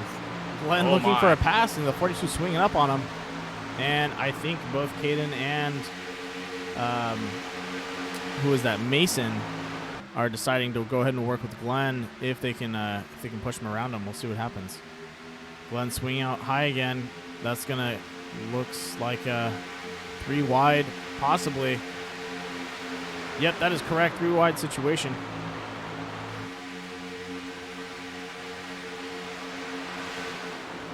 Doesn't really have much help. I think Jake Sylvia is gonna dump the 42. I mean the 25, excuse me, and go for the 5 on the outside. I don't know. If the 42 can stay in that side draft, he should be okay. But it looks like he just rode the wall for a little bit. That's just one of those things where, like, you can't really tell exactly if they're going to be trying to work together or if they're just trying to stay alive. And we got to dive into the lower apron by Shane. I believe that was Shane Diamantova. Yep, that was definitely him. Behind the last group, behind Shane Mantova, starting in P13, it's Braxton DeWeese, all these guys in the awareness cars, all Ford Mustangs stuck together. They haven't been able to catch up to this main pack whatsoever, but they're working together pretty well. They might be trying to save tires and fuel and just kind of ride it out for a little bit. And we have a pit crew. Look at that. Everyone going in for the pits right now. And this is probably where these guys that were riding on the outside might just grab a splash of fuel and go back out. Yeah, it looks like Colby Wells and Jack Bulger were the only guys to stay out. The 25 as well. Austin. Gaccione? Yes, Gaccione. Gaccione. I believe that's how you say it. Oh, it is now. Oh, and Kobe Wells is swinging around him. Look at him go.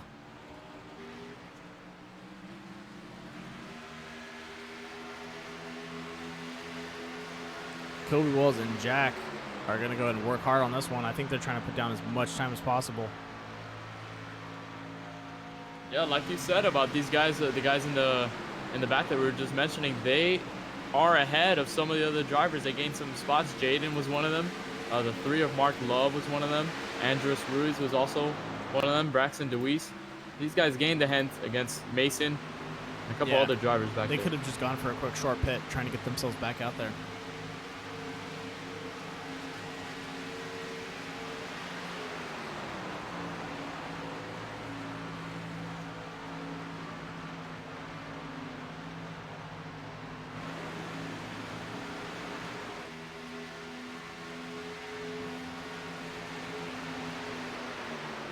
And we're looking at a clean run. Oh, the number 11. Oh, okay. They're diving down into pit lane.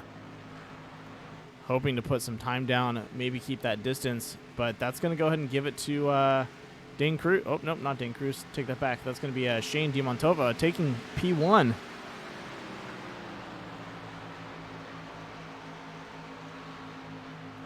And it looks like he's got Jimmy right behind him. Coming into that back straight.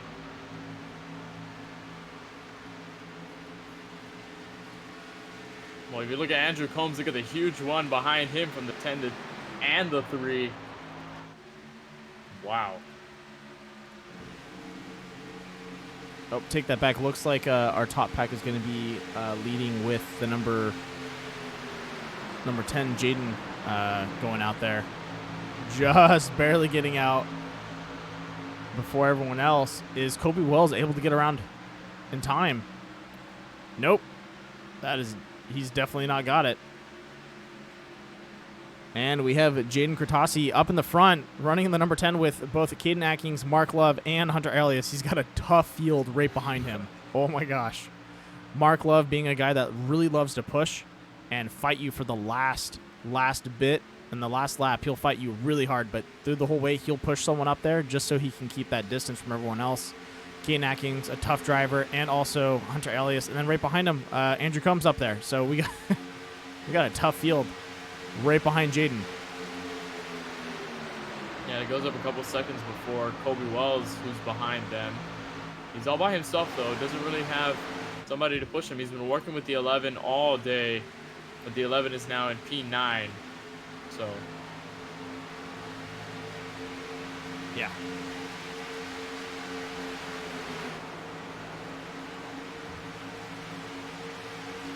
And with 14 laps to go, this is going to be a very fast run for a lot of these guys.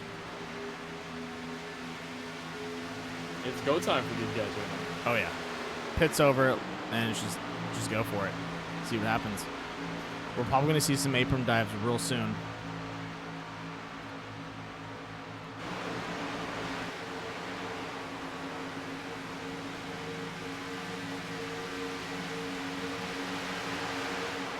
And it looks like Caden Atkins is kind of peeking around a little bit, or he's just a little loose on the wheel. But I think he's going to swing out the moment they go flat. Nope, looks like he's just going to stay behind him. They're just going to try and push. Andrew Combs getting out of the group. Either thinking he's fast enough to get around him and take that side draft. And I don't think that's the case. I think he needs to stay back up with the group and just kind of maybe maintain pace. Yeah, now some of the guys behind him are starting to creep back up. The 16 found the partner in the 09. The 8 and the 11 are working together. They're going to try and pass this two-car tandem with another two-car tandem. They're going to make it work. Yeah.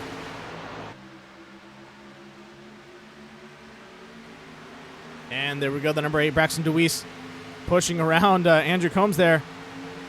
Braxton is a fast driver, too. So Sean Leisure, Braxton, those guys I'd keep an eye on. They are some hard pushers. And it looks like Combs is going to go ahead and lock him behind Braxton. Going too wide on the outside. That strategy that they were playing out is working perfectly for all of these drivers. A little bit for the Midwest Motorsports guys, but we'll see how it plays out, you know, at the end of the race. Right now, you know, we still have 12 laps to go. I wouldn't start counting my chickens till about lap 5 or 5 laps to go, just because anything can happen out here with 12 laps. Or sorry, 11 laps now. And there we go. Oh, and we got contact. Oh. Andrew Combs either lifting a little bit and able to dodge the wall there. Hunter giving a little push. Good save by Andrew Combs. Oh, yeah, definitely. And now we're going to see two teams, I believe 2 teams going at it. Let me just double check my team roster. Yeah, that is correct. We're going to see Caden Atkins with Mark Love and going against Midwest Motorsports. So Full Send versus Midwest Motorsports right now. This is going to be very interesting. You know how I was talking about how they were all Chevys in the front of the field? Now it's all Ford. Yeah. Boy, how the tides change. Yeah, and it happens, man. And there we go. Third member of the Midwest Motorsports team locking into it, Andrew Ruiz. And then I believe we have an independent in that battle, which is Hunter Elias in the number 1. And it looks like Mark Love and Caden Atkins are pushing hard, and they're breaking away. Now, question is, what is Caden Atkins swinging up high? That is an interesting call. He might be Not sure what overheating. he's doing. Yeah. That's most likely the case. Is he was overheating and he had nowhere to go. That is a bummer. And he's gonna file back down the outside lane. Now they're gonna take control.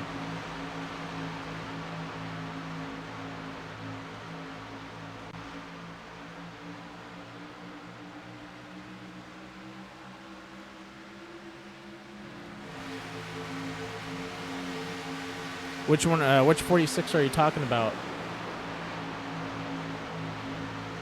Are you talking about the Clover or the McDonald's? Which one? Someone in the chat was talking about the 46, saying it was fast. Oh. Maybe they're talking about Dane Cruz 46. Dan Cruz was going real fast. Oh yeah. Until that wreck. Oh yeah. Oh yeah, that was Dane jumping into the chat. Sorry about that, Dane.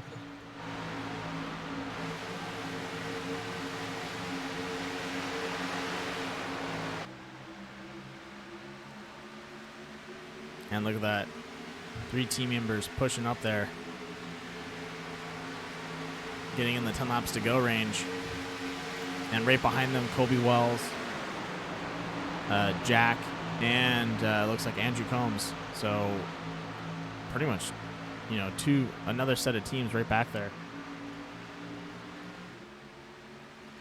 Yeah, and I've seen the 11 and the 16 just working together pretty much the whole race. They have a close-knit friendship on the track right now. They might go to pass Hunter Ellis now on the outside, and they will. They'll try. I think Hunter's going to throw down some blocks. I don't think he wants to give up that position. But he'd be better off maybe trying to pack up with them and keep a push. But we'll see if Andrew Combs maybe swings out and tries to pick up Hunter and push them two away from both Kobe Wells and Jack. The field is now going by the 5. What I believe that's going a lap down now. Mason. It's Mason Slutton. He's still on the track, so at least he's driving out there and you know, trying to finish. Yeah, he's racking up some points. That's all you got to do. And there we go. Pack number 2 catching up to the group.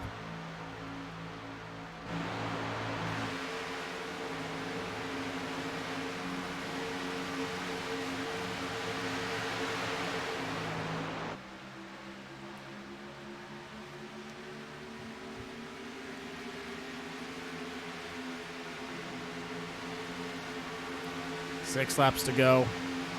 The pressure is on. As these guys hit the back straight, they're all lined up. I feel like they're going to keep this going until it's lap 58, so there's about I think there's they're a couple gonna laps to go. I think they're gonna do this for 3 more laps. I think we're gonna see these guys pack up and just run it out. And the last 3 laps you're gonna see Oh, They're going on pit road. what was that? That is There's like 6 laps left in this thing. That is it. Oh, they might be out of fuel. Oh, wow.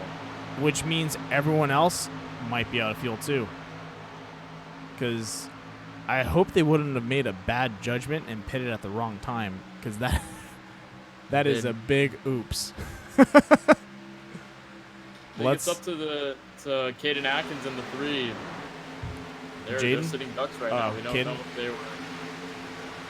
Yeah, I don't know what's going on. They might be running bingo on fuel and just trying to maybe save, but I didn't hear anyone lifting either. Like sometimes they just lift around a corner, but you know, on Talladega you can just keep it pinned.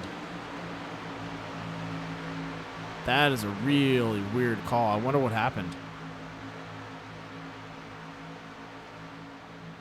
Yeah, I feel like it might have been a misjudgment. Possibly. So that leaves Hunter Ellis now in the 3rd place. Oh, it looks like Chris in chat is saying that they have one more pit.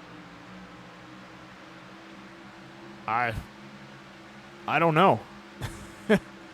I mean, if it's one more pit, well, then With these guys 5 laps might to put out- go, oh my goodness. that is some bad timing.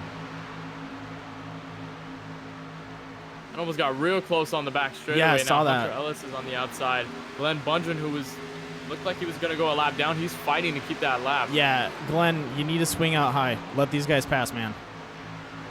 You should not be fighting these guys for position right now.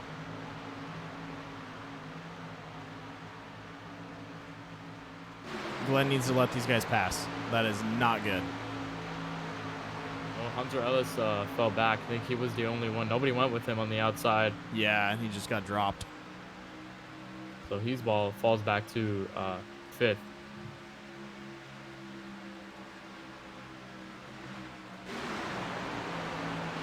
Glenn still either fighting him for it, or Mark Love just told him to stay because he wants someone to push. That is really curious. I really want to talk to a couple of the guys after the race and see what happened there. Yeah, it's going to be an interesting thing to talk about. Oh, yeah.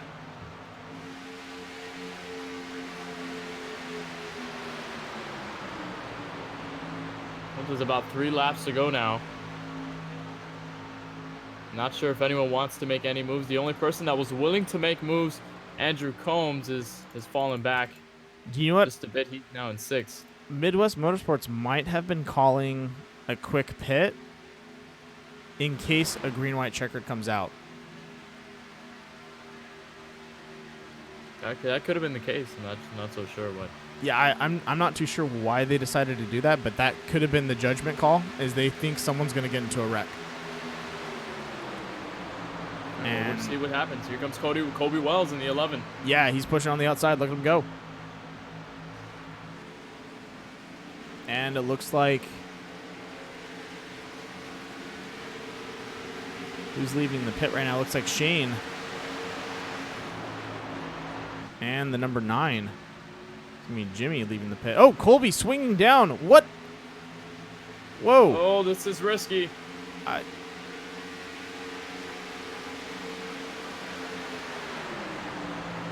And looks like Glenn. Oh, my gosh. You guys are stressing me out. I think there's another lapped car in front of these guys. Yeah, I think so, too. And the 42 staying on the high side. Thank you, Wyatt. And the 11. What is that? It was contact between the 16 and Kobe Wells and the 42. Yeah. I don't think that'll affect him too much. No. He's still alive. But, oh, my goodness. Wow. Final lap. And Colby Wells getting a little loose. Still too and, wide. Oh my gosh. He's swinging again. And we got contact number 3. No! Don't do that! Save it. Yes! Come on, Mark! Here comes Caden Atkins in the 2. We're going to go 3 wide. We're going to go 3 wide. Colby Wells, Mark Love, Glenn dropping off, letting these guys take it. There you go, Glenn. Caden Atkins. Caden Atkins in the 2 down low. There we go. Number 1, number 2, and number 3 going for it. Is it going to be Caden Atkins? Down the front straightaway. Caden Atkins out in front with Hunter Ellis behind. Oh, no. Mark Love dropping off. Colby swinging on the inside. And we got contact, and he spinned. Oh, no. Did you see that crossover? Wow. That was ballsy. Wow. That was awesome. That was a very, very ballsy move. Yeah, I'm looking at the replay. It looks like Hunter Ellis, looks like the draft kind of let him go a little bit. But, I mean, he was down low, and just Colby Wells with that outstanding move down low. Yeah, there's definitely going to be a little bit of a temper between a couple guys, because you definitely saw some people wiggle into each other and have to, like, rearrange themselves. So definitely people getting loose on that back. But, wow. That was an intense finish. And it looks like Kobe Wells and number 11 bumping into each other. Thanks for the push, man. All right, so let's pull up those results real fast. Let's go ahead and let this guy do a couple donuts, have some fun. And then we'll throw up those results after he has his moment in the light. Oh, my. I'm hearing a bunch of crashes behind me.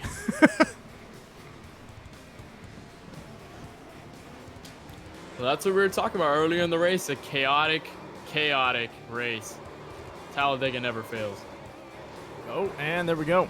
Yeah, the fuel decision on that. I honestly, that was a huge mistake. But it could have been that these guys were running on fumes and they're hoping a caution would come out and then they would be front pack, green, white, checkered, full fuel, or not, weighted down with full fuel and nice tires and be back out there. Or they decided the last time they pitted, they didn't take as much fuel to get out there because they did do a quick pit. Remember? Yeah, they did. So that might have been just that, a quick pit, just grab a little bit of fuel and then get back out there trying to gain some space, and that's just really what screwed them over. Yeah. I think right here on the back straightaway on the final lap, that to me was the move of the race. You see the 16, of Kobe Wells down low. He kind of slings down. He makes contact with the 3, and they save it. I'm not sure how they kept it straight, and it was just free for all right there. Caden Atkins made a huge move on the back straightaway. Well, if any of the other guys from Midwest Motorsports are listening, please, I'm gonna pull you guys in after we do our interviews. I want to find out what happened with that fuel judgment. So please don't leave. All right, so once again, our finishing lineup is going to be Kobe Wells taking first, Caden Atkins taking second place, and Jack taking third. What a great run by both Jack and Kobe Wells pushing. Those guys were pushing real hard all race, and it paid off. And I believe they are independent racers too, so that is awesome. Oh, take that back. Kobe Wells races for Cruise Racing, and Jack races for Full Send. So we had opposing teams teaming up together on this one.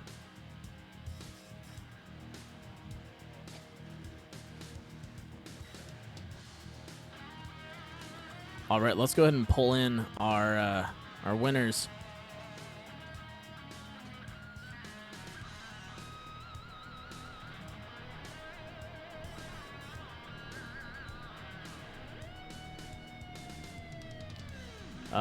Jack and Kobe Wells, if you guys are listening, please pop into general chat. Let me shoot them a quick message.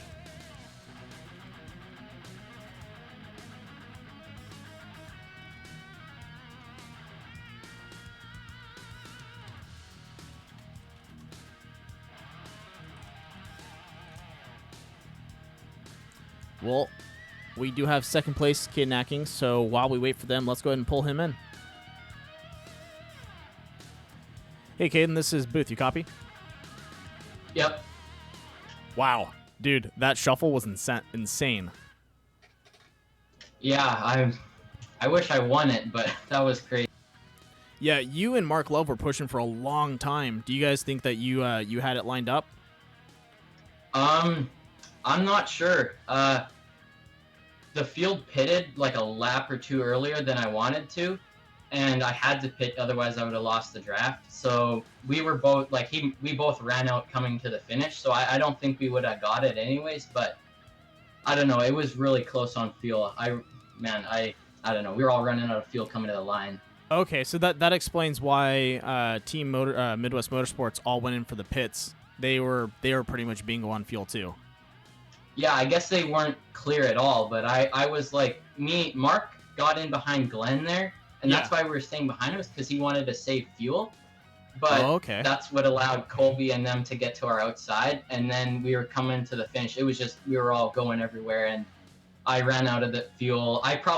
If I had enough fuel, maybe I would have been able to block Wells, but I ran out of fuel like 50 feet started sputtering, I should say, before the start-finish line. Oh, damn. Did you, I guess, maybe tell Glenn to stay to help you guys save fuel then? Not exactly. I was hoping he would have gotten out of the way sooner. Obviously, he doesn't have to get out of the way. Yeah. But, Mark DM'd me. He said he was just trying to stay behind Glenn as long as possible so he could save as much fuel as he could, but I guess it was a bit too long. Yeah, I was hoping. Overall, it was crazy. Yeah, it was a crazy run, but you guys worked really hard up there just to stay with it all. Yeah. Kenneth, do you have any questions for him? I'm just like wow, like you made that move down on the back straightaway on the last lap, and you saw that move coming from Colby. At that point, when you're with Hunter Ellis on the inside, what's going through your mind as these guys are like on the outside? Do I have enough fuel, and does Hunter have enough fuel to make it to the line? Oh my goodness, that was an insane finish. All right, looks like we have. I'll go let you finish your questions, but we have Kobe Walls and Jack in general. So when you're done, we'll pull them in. Oh no, I was gonna say congratulations on P2. You ran a great race. Early in the race, obviously you had that spin, but you were able to get back up in the field. So congratulations on a great run. You gave us a great show in the booth tonight. Yeah. Thank you. Is there any sponsors or anyone you'd like to thank for the race before we move you out? I just like to thank my team, Peak Performance Motorsports, and Corey Hartz for allowing me to be on the team. But they're not technically in this league, but I still am running the paint this. Mm-hmm. Well, thank you for coming out, man. You're always a good run out in the field, and you did a great job tonight. Thank you. Thanks for broadcasting. You got it. Have a good evening, man. You too. All right, next coming in to the booth is going to be Jack. Jack, this is booth. You copy? Yep. Wow. You and Colby, the whole race were working together. It got a little rough at, I think either you or him got caught up in one accident. I think it was actually you touched his panel a little too hard, and it took him to the wall. But you guys came back real hard. You guys had me speechless because that was really amazing to come back from that. Yeah, me and Colby are really close friends. We race each other all the time, so we had a plan going in that we are going to help each other, and just worked out there at the end. Yeah, no, that plan was solid. Did you guys expect Glenn to stay up there? And did it work in your guys' favor, or were you guys hoping that Glenn would have dropped off sooner to maybe burn out both Mark Love and Caden? Yeah, I felt like he was kind of in the way there towards the end when me and Colby both started pushing. Yeah, he was really screwing us up there. But if anything, it really hurt them more. But then when he finally got out of the way, it was just kind of a drag race between everyone there. Yeah. Well, dude, you had a great run the whole race. Kenneth, you want to go ahead and ask him any questions? I think you've covered it well. There's not much to say. You guys left me speechless. That's pretty much it. The way you and Colby were running the entire race is just insane. Yeah, we try to do that every time we go to Daytona or Talladega, and we just do it. We do it all the time, so we're really comfortable with each other, and we're just able to push each other. Do you mind if I pull in Colby so you guys can talk at the both at the same time? Yeah, sure. Hey, Colby, this is Booth. You copy? Gotcha. Since you guys were pretty much racing together and are best buds, so we hear, what were your guys' you guys planned on racing together, strategy-wise. How did you guys want to lay out the field? Did you want to stay in the front the whole time, or were you guys trying to pace it out? At the beginning of the race, we wanted to hang in the back, and then they started to get really squirrely. So we went up there, and then we got to the front, and then we ended up wrecking. So our mentality was to stay in the back, but then we ended up getting there, and we stayed there for a while. So. Mm-hmm. Yeah, no, both of you guys made some great moves throughout the race. I think after the stage, you guys had a later start and moved up pretty much, from the rear to the front pack again, and did that a couple times. It was great teamwork out there. That's all I can say. That was pretty awesome. Even though you guys are racing for separate teams, I believe, both. Yeah. So I don't know how your teammates feel about that, but that was some pretty awesome running. Yeah, they'll probably be a little upset with me. Kenneth, you got anything? I just want to know, after that, going into turn, I believe it was turn 3, or off of turn number 2, you guys were kind of shuffling around. And Glenn Bundren was up there as well. How did you think Glenn Bundren's presence there? Like, how do you think him being there with the draft on the bottom helped or maybe changed the way this kind of happened? Yeah, I was a little upset. He was kind of just sitting himself. He was just sitting there, and he was helping them. I don't know if they were teammates or what he was doing, but he was just helping them save fuel, and then from when we got shuffled back right there, I thought it was over. So I was a little hot. Yeah, certainly. Go ahead. Yeah, certainly. It was really, really close when you and Mark Love got together on the back straightaway. We were almost certain that was going to be a wreck, but you guys kept it together. Congratulations on the win. Huge move on the inside. I don't know if you want to ask anything else. Do you guys have anyone you want to thank for the race? I just gotta thank my team, my teammates, and Colby, because that's what won us. Oh, same as him. Well, guys, you literally put on an amazing show at that last friggin' 2-3 laps. That was a nail biter, and it was awesome. I can't wait to see you guys race next race. Hopefully, we'll have both of you guys out there, and you guys can put on another good show. Thank you, appreciate it. Yep. No problem. Well, I hope you guys have a good evening. I'm gonna go ahead and pull in probably the biggest mistake of the hour. Jaden Kratasi, the owner of Midwest Motorsports. But once again, thank you guys for popping in, and I'm going to go ahead and put you guys back to general. Thank you. Man, those guys putting on an insane run. All right, let's we're pulling in Jaden right now. Let's see what happened out there. See what calls they made, and what he's got to say about it. All right, Jaden, on to the frying pan. You got a copy? Yes, sir. All right, so what happened out there, man? Give it to me straight. Well, we were going to try something, and sadly didn't work out. What we were going to do is we didn't think you could make it to the end on fuel because, like, literally it was a lap short for us. So we were like, all right, we're gonna try pitting this. Hopefully there's a yellow. And yeah, that didn't work. There was almost a yellow. You got halfway there. Oh, I know. If it I was was probably anyone gonna else, if it was anyone else that got doored, other than Mark Love, that probably wouldn't have been it. Oh, I know. Mark's a great driver though. He knows how to keep it going. Exactly.